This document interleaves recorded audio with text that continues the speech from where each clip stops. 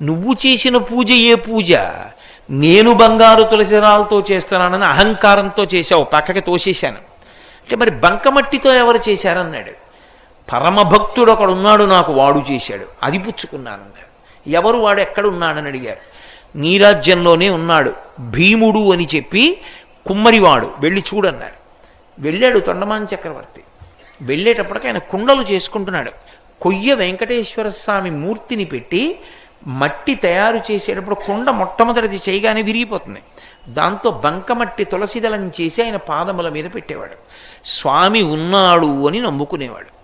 ఆ మట్టి తులసిదళం నేను పుచ్చుకుంటున్నానని తొండమాన్ చక్రవర్తి వెళ్ళిన తర్వాత గరుడ వాహనం మీదొచ్చి వెంకటేశ్వర స్వామి తను కట్టుకున్న బట్టలు తీసి ఆ భీముడికి కప్పి, శ్రీదేవి భూదేవి తమ ఒంటి మీద ఉన్న నగలు తీసి తమాలిని అని భీముని భార్యకి వేసి గరుడ వాహనం ఎక్కించి వైకుంఠానికి తీసుకెళ్ళాడు.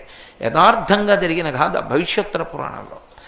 కాబట్టి ఒక్క తులసి దళం ప్రీతితో కాని భగవంతునికి సమర్పిస్తే ఆయన పరవశించిపోతాడు. మీరు రొట్ట తేవక్కర్లేదు. భక్తి ఉన్నది నిజమైతే ఏదో ఒకటి ఇవ్వకుండా ఉండలేరు కనుక ఒక్క తులసి దళం చాలు, ఆయన పరవశించిపోతాడు. అంత గొప్పది తులసి. తులసి లక్ష్మి, ఆ దళమునందు లక్ష్మి ఉంటుంది. ఆ తులసి దళం ఆయన పాదాల మీద వేస్తే సమస్త లక్ష్ములను మనకిస్తాడు, అన్ని ఐశ్వర్యాలని మనకిస్తాడు మోక్షలక్ష్మితో కలిపి.